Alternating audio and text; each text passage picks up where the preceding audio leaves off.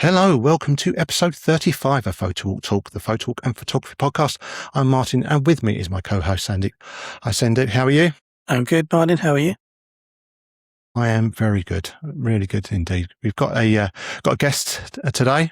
Today's guest is a documentary photographer whose work I came across fairly recently, really, only about a month or so ago on Instagram, and I really liked what I saw. So I emailed him and asked if he'd come on and talk to us about it. So our guest is Steve Reeves. Hi, Steve. Yeah, thanks for having me. Thanks. Thank you for coming on.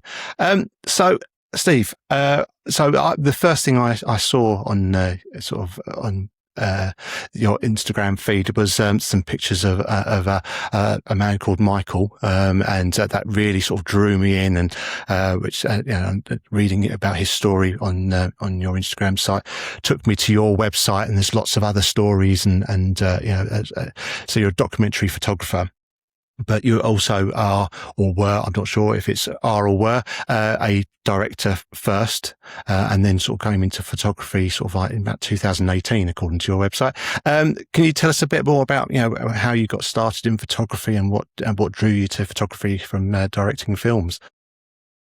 Yeah, well, I never really I was never much of a fan. I like photography books and I like looking at photography, but I never really thought much about taking photos myself because I was making moving images and I love telling stories, and the moving image is the sort of best way to tell a story still, to me anyway.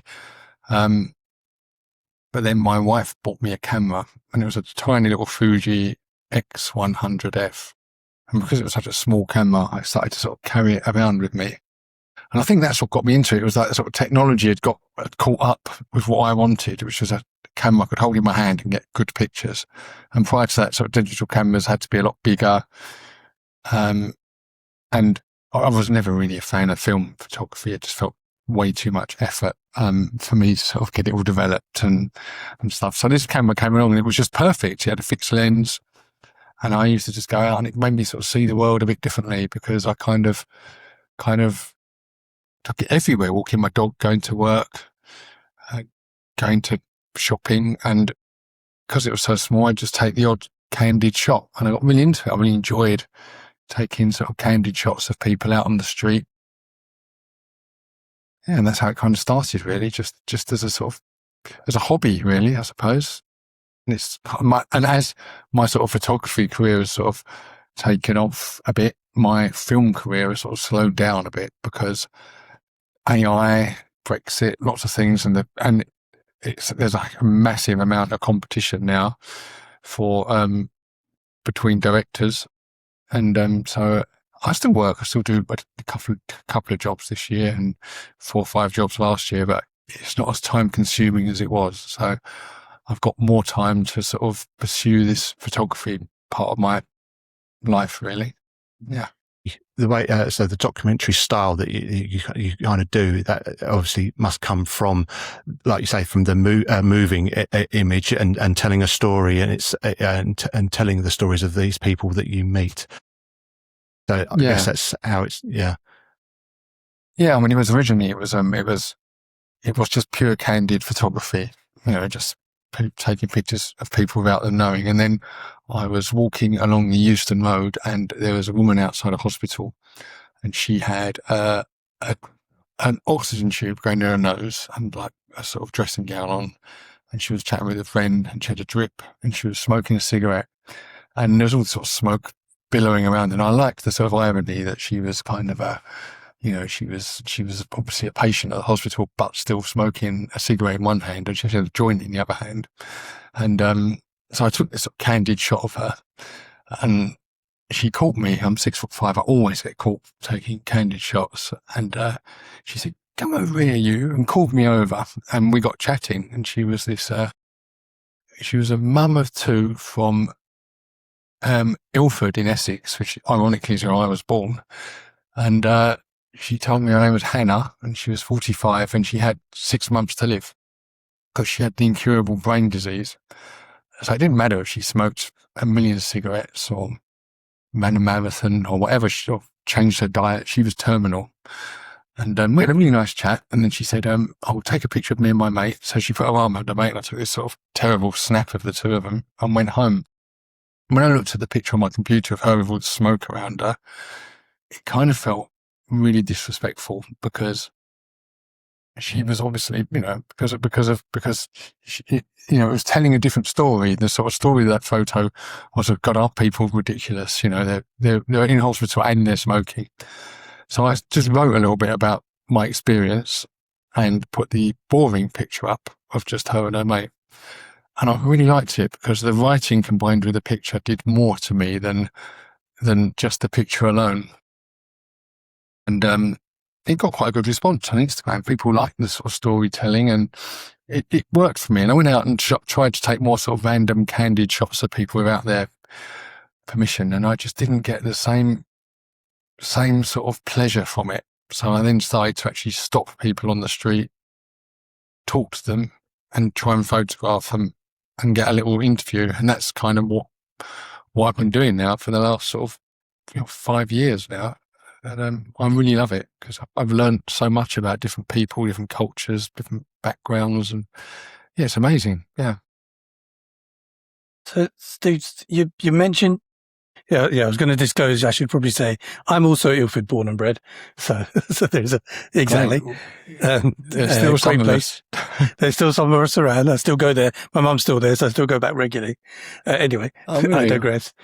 You touched on a couple of things that's interested me. So you mentioned still photography, but it doesn't give the same, I guess, documentary feel. Or at the time, maybe you felt it doesn't give the same documentary format as moving film and images.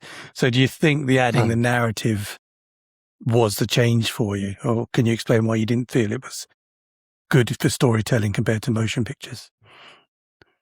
As it's still, I think that's what the word, adding the words, has completed it for me. Yeah. And I get the same pleasure from a sort of, once I've finished writing something and put it with the picture, as I did when I made a little film. It's a very similar, to me, it's a similar sort of thing, because it's, I don't know, I want all my pictures to have a story behind them. And there are some amazing photographers that can do that, with just Irving Penn and stuff, can tell a story in one, or Martin Parr used to do it, tell a story in one photo. But for me, I think I'm a pretty decent writer and a pretty okay photographer. I don't think I'm brilliant at either, but I think the combination of the two things, I think I seem to be quite good at combining those two things together in a sort of quite approachable way, I suppose, which is, I love. I want all my work to be approachable. I want it to be sort of, I don't like any sort of form of pretentiousness. And just that specific scenario you told, if you look back, do you think you should have published the picture with the smoke and the story? Because I think you said you published all with friends. Deleted it. Well, you deleted it. Do you think that would have? And what reason? What was your rationale for that? Because I just really liked this woman, chatting with her. Yeah, it was just so. She was. You liked her. She was. She's actually been dead now, probably 5 years. But I just, and it just felt very sneering.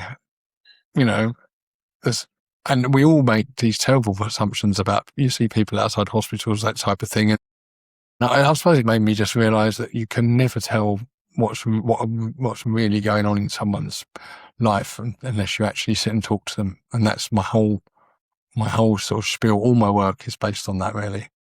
Yeah.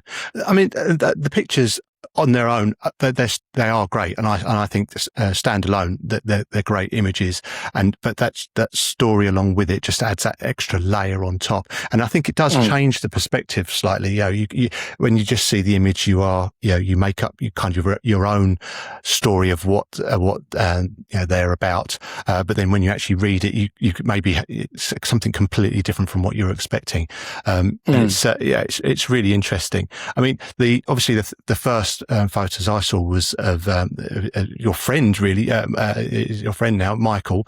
Can you tell us how you met him and how that sort of story panned out, and also how is he at the moment? Because obviously he's in a hospital. So can you tell us a bit more about Michael? Yeah, I mean, all my work, I try and look for sort of resilience in people. because I did used to just go up to anyone on the street who looked vaguely interesting. And I found that after a while, those stories, some were good, but a lot of them were just sort of, they felt a bit sort of, I don't know, they didn't have any depth to them, whereas certain people have. So I used to go up to a lot of older Caribbean people, a lot of older Irish people, because I think it's incredible that someone, when they were young, got on a ship, came to a foreign country and settled. I mean, that's an amazing, most of us don't do that. That's a massive adventure in itself, and then other people, just the fact they're alive still, they're so old and they're out and about, standing at bus stops and getting newspapers and stuff. And that's another thing I looked for. Michael was one of those people, and I was cycling down the hill near my house, and he was standing at a bus stop, and he had these immaculate shiny shoes on and this lovely coat and his little shopping trolley. And I just said, stopped, got off my bike and said, "Can I take a quick picture of you? You look great standing there." And he had this amazing Dublin accent. And I said, "Oh, that's interesting. I'm doing the thing on the Irish that came to Britain." And I could tell you a thing or two. And we just got chatting. And I always give people a print of if I can, and if they want me to. A lot of old people don't want me to, because they think I'm going to charge them at some point. That was a common thing in the 60s for photographers to go up to people and say, "That's a good picture I've just taken of you. Give us a couple of bob and you can," and so a lot of old people were very sort of, but he wasn't. He said, "Oh yeah, of course." And I said, "Well, where do you live?" And he just pointed across the road, and he lives he used to live about 200 yards from my house. So I went round with this photo, and God, he was living in pretty bad conditions. And he sat me down, made me a cup of tea, and then just told me about his life. And it was just heartbreaking. He was an orphan at 6. His dad disowned him. Then he was sent. Him and his brother were sent to live with the nuns. And then this is over in Ireland, and then they went off to this awful school run by Christian brothers and had the most, horrible time. And then they both came and lived in England to their lives, and his brother's dead, and Michael's the only one left. And and he's told me all about his life. In fact, I know now more about his life than he does, because he's got dementia and he can't remember the things. He can't remember his life. I can. And I just kind of, and it got to a stage where I had to walk past his flat to get to work on the tube. And so you get outside the door, and that if I don't go in and make him some porridge or whatever, he wasn't going to eat anything.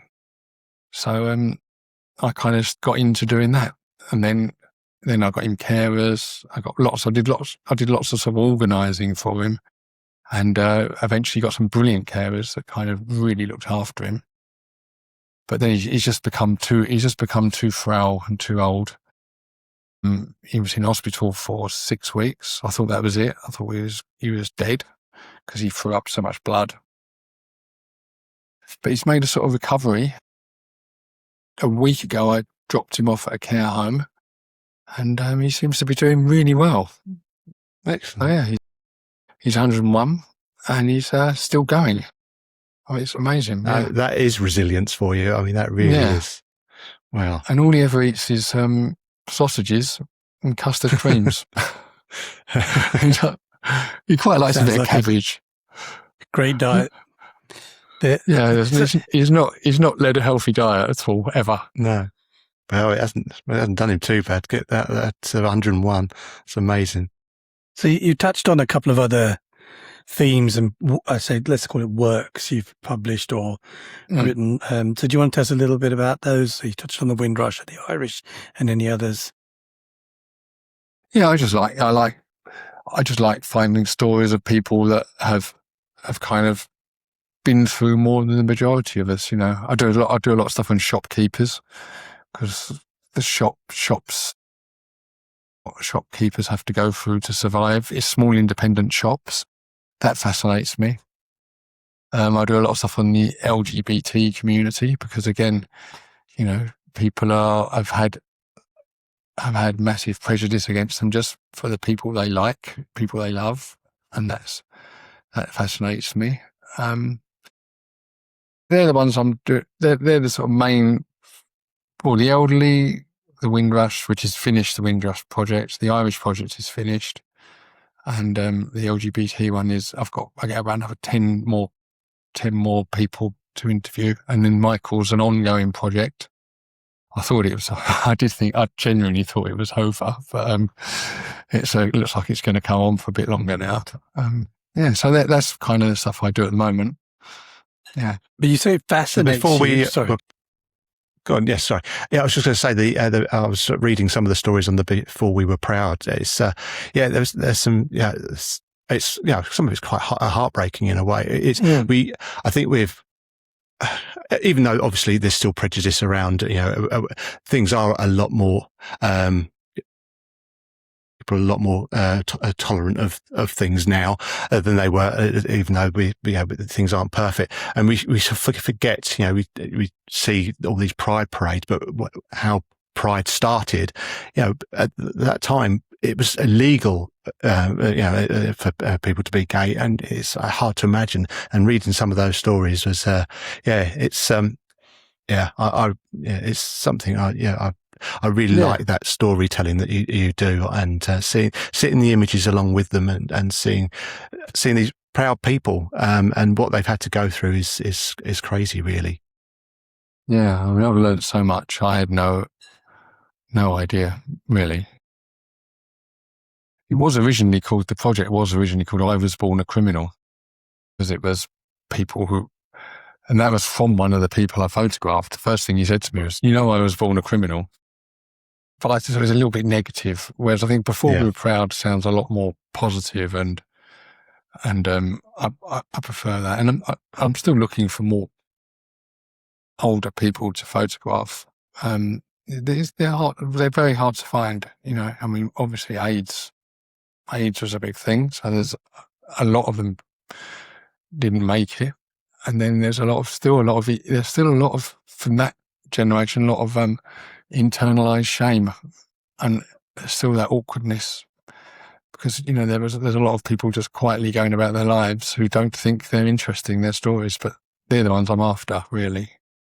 Yeah, it's hard to find people, but I'll get there. Yeah. And what I was going to ask, so you've mentioned it's fascinating.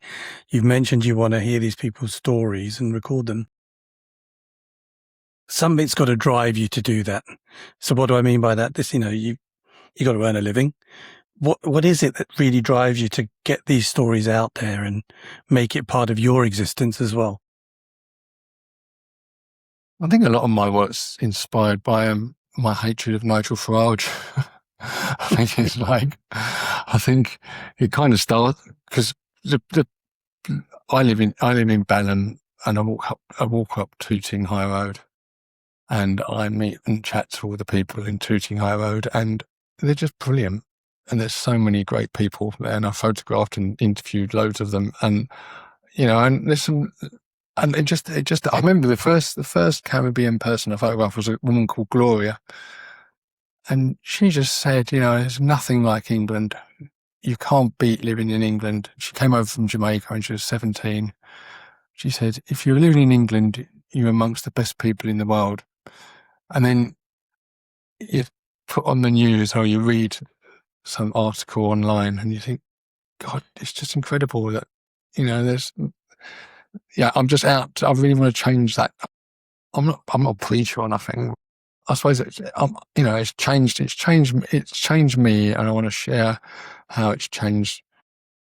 I knew nothing about what the trans community go through. I had no idea that the pain some of them have been through, and the anguish, and the suicidal thoughts and stuff. You just, if you read the Daily Mail, you'd assume that you go into a doctor and they give you a tablet and you go in a man and come out a woman, and it's that easy. Yeah. It's not. It's hell on earth they have to go through, and I think it's, that type of, what I've learned, I'm always after a good story anyway, if I'm being brutal, and they are good stories, they're great stories. And is it just from walking around?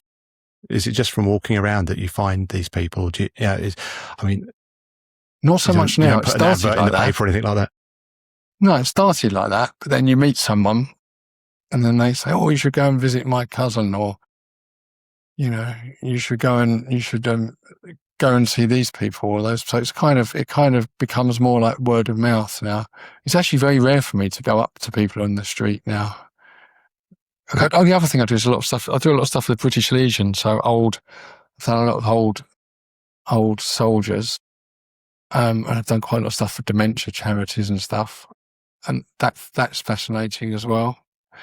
There's so many good people out there. There's so much goodness, and you just in this world it feels so negative. But actually, normal people. I think normal people on the street always have been good and nice and open-minded. I think it's just the media that paint this different picture, and unfortunately, they're exploiting a lot of people into agreeing with this sort of negative vibe at the moment.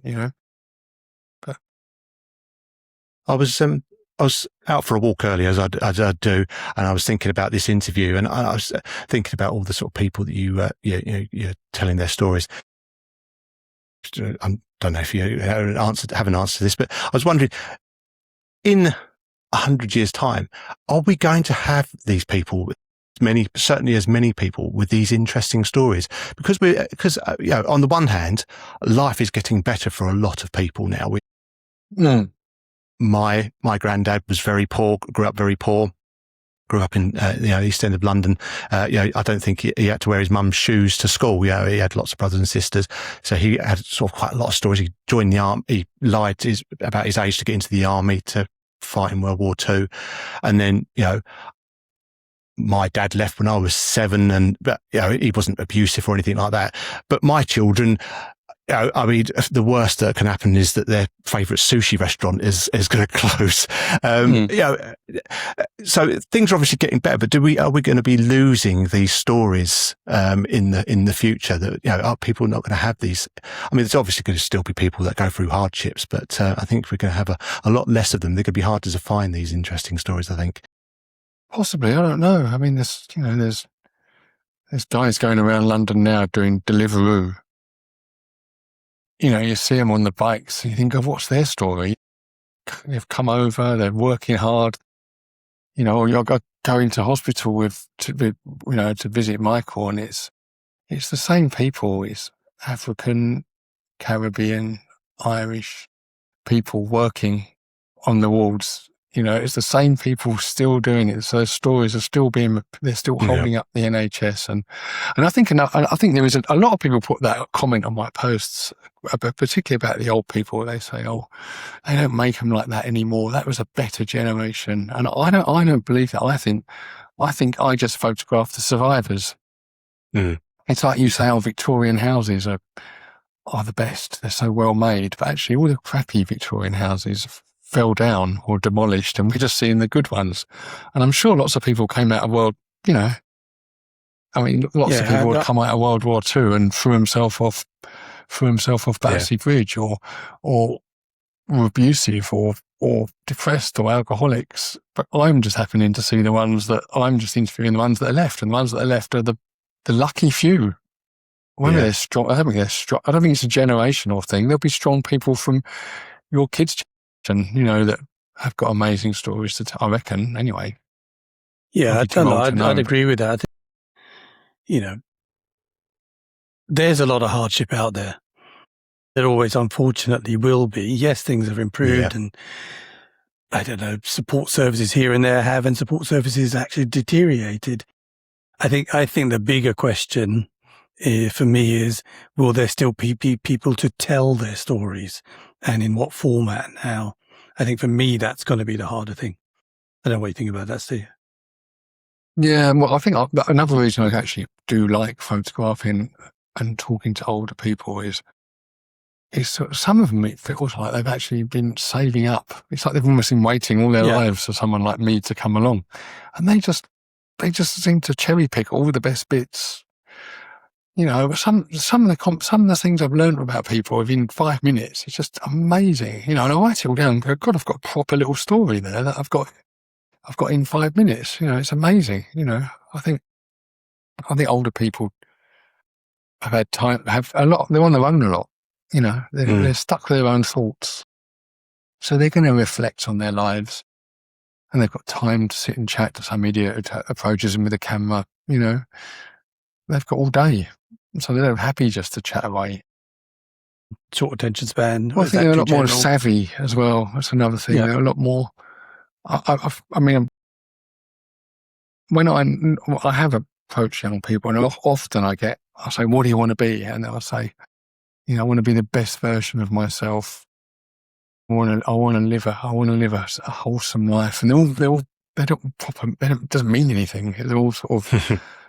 Well, I went into a school the other day, and it was so brilliant. This school in Balham, it was incredibly diverse, and all the kids were like sort of 11, and they were a real mixture of kids. And I asked them what they wanted to do, and it was just fascinating. One wanted to be a town planner, one wanted to work in politics, one wanted to be a nurse, and it was a real. Hardly any of them said footballer or YouTube star, So I think there's a lot of hope out there amongst the young, I think. Great. No, that's good to hear. And then you publish books, or you publish books on your stories. So is that your sort of favorite medium? Do you do exhibitions? How do you get your stories out there, over and above Instagram? I've had quite a lot of exhibitions now. I've been quite lucky, and but they're only everything's quite small places, but they're in the communities that the people I photograph visit, which I really like. I mean, I saw a lot of. It was like a lot of young Caribbean kids were looking at one of my exhibitions the other day, and they asked me loads of questions, and it was amazing because it's their grandparents or their great grandparents, and they didn't know any of this stuff, because you don't ever really sit down and talk to your own grandparents and say, how did you meet? What was it like where you come from? What was the weather like? What was it? Did you go to church? Did you go to mass? What was it? How did you earn money? What did your mum do? And you don't ask those questions because it's just your granddad. He's just sitting in his chair watching telly. That's one of my big regrets, is not asking enough questions of my granddad. He died when I was 18, 19, something like that, and I was young and stupid and doing my own thing. It's not until later on that you realise, actually, I didn't really know that much about him. You know what I mean? I know that there was stuff there that he did that was really interesting, and I never took the time to ask him. And it's something that really we should encourage our children to do, is to speak to your grandparents, talk to them, and find out about them, because it's a big regret of mine that I don't know enough about my grandparents at all. I never really sat down and spoke to them, and by the time I thought about it, it was way too late. Yeah. So that's those exhibitions. And I've got a book. My first book is coming out very soon. It's been printed at the moment. The Britain Called and We Answered, which is the Windrush one. And I've pre-ordered my copy. Oh, brilliant. Thank you very much. That's all right. That's 3 I've sold. Looking forward to getting it. So I think, I'm sort of when in October, Black History Month, that's when I'll kind of hopefully get it pushed out there a bit more. And then the Irish one will be soon, hopefully. And there will be one on Michael, because he's obviously got such a big following now. Yeah. So, and I just keep doing it. I really enjoy doing it. It's been a real privilege to meet some of the people I've met. And have you got any other themes planned from some of the people you've met for future sort of books, exhibitions? Yeah, I'm doing one on besties, which is like best friends. Because I saw a really lovely thing the other day. I saw a little boy who looked like an England footballer. Literally, he was like a little blonde kid, and he was sitting talking to a little girl, a little Muslim girl, and they were just mates. They were just chatting, and I love that. I love that sort of, because kids, they don't. I mean, a lot of the people have said that to me. Kids don't see race until they get to sort of 15 or 14. They're taught it almost, aren't they? Don't see. and it's such a, and it'd be lovely if, you know, that's the sort of thing I like, stuff like that. And going into this school the other day, it was brilliant. The kids, one of the kids couldn't cope with loud noises, and his mate went over and because they've got these special headphones the kids wear sometimes now, and his mate went and got his headphones. Oh, you've left your headphones, put them on him. And I thought, God, at my school, that was back in Ilford, at my school, back in the sort of 70s, that kid would never have got, that wouldn't happen. That kid would have just been ruthlessly bullied, you know. And it's just so lovely how I'm sure it's still going on in, maybe I'm just being naive, but it was lovely to see that sort of, that little interaction between those kids, you know. So that's one project, yeah. Excellent. You touched on a couple of people, so contemporaries who work in the same field. Is there anyone who you admire out there in terms of storytelling and photography that we should look out for? There's a photographer I love called Rob Bremner, who does he doesn't do the writing, but he's drawn to the people that I like, and they're just ordinary people. And he did that back in the 80s, and they're just so brilliant. I love his photos. They're just people sort of standing outside a shop with a carrier bag. And that's one thing I love about photography, is that I think it really does get better with age. I used to sort of I'd take a picture of someone, there'd be a bloody white van in the background or an estate agent sign, and it's spoiling the shot. But now I kind of go with it, because that estate agent sign in 20 years' time will be quite a beautiful thing. People will go, look at that. They used to have signs outside houses to say they were for sale, you know. We were living, you know, those sorts of things are fascinating. But, you know, I think that's nice. And I wish I'd kind of, in that respect, I wish I'd started the whole thing earlier, because I like documenting the change, you know. Even the sort of 8 years I've been doing it, 8 years I've been doing it, I've noticed the streets are different from my first photos to my new photos, you know. And then the other thing, we've discussed this with a couple of guests on the podcast, you've got a body of work. At some point, what do you think you want your legacy to be? So let me put that in context. I go out, take loads of pictures, got the negatives, got the scans, whatever else, don't do anything with it. And then why am I doing it? Now, you've got a much, much stronger rationale of why you're doing it and telling stories, bringing people out. But where do you think you'd like to see your legacy for doing this? Well, I suppose I just want, I want to make those books, because to me those books it's a lovely, I can't wait to give the books to the people that are in them. Everyone's got a copy waiting for, you know, they'll all get a copy. Yeah. That's nice. And their family members and stuff. And I like that. And I suppose that's the thing I tried. Well, that's why I want to make books. I'm less interested now in exhibitions. In fact, my last 3 or 4 pictures of Michael have been on my phone, because you know, you can't go in a hospital and start getting a camera out and stuff. And the same with the care home. So they're phone pictures. And actually, I think, well, for a book, they're absolutely fine, you know. Yeah. It's an image. I think that's, isn't it?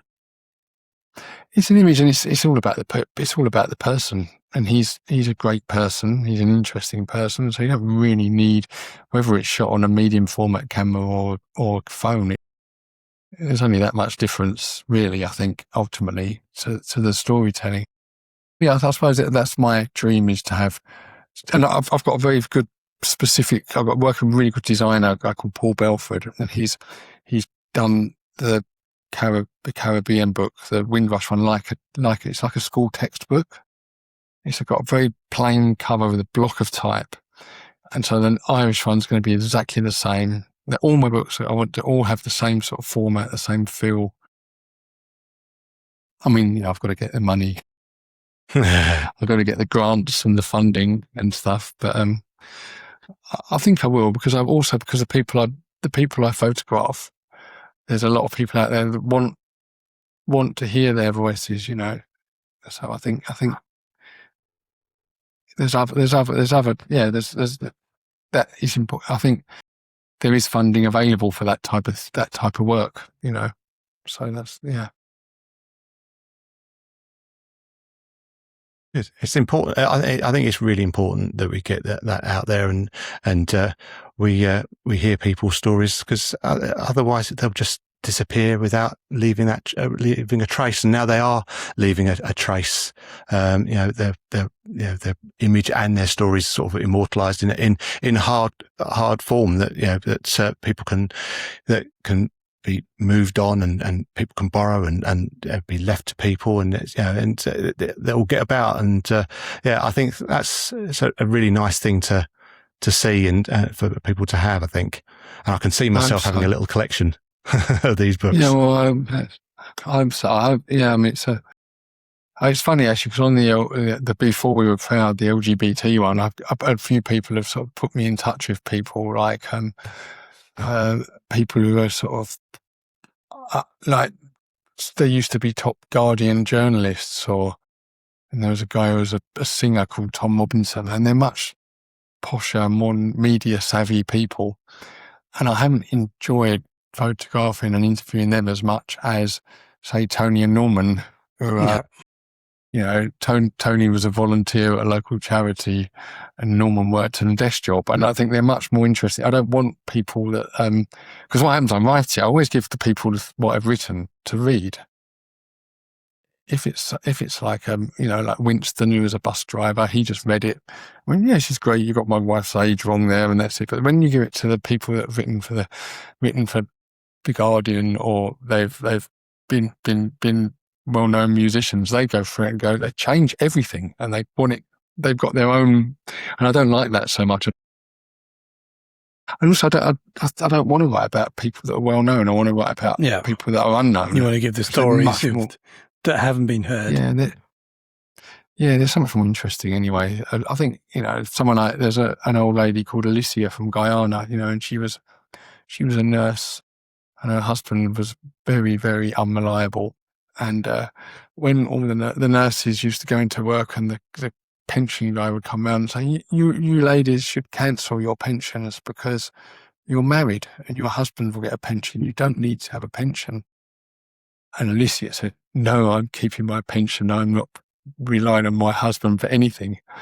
And the guy said, you're stupid. It's costing you money. You don't need to do this. He said, no, I'm keeping my pension. And of course, sure enough, her husband let her down, and she's now got a superannuated pension. She's doing very nicely, thank you. Brilliant. I love that. To me, that's a much nicer sort of story than the sort of posher stories I hear. It's a strong little old lady. It's great. Yeah. No, it's good. So an uncle of mine is on my dad's side.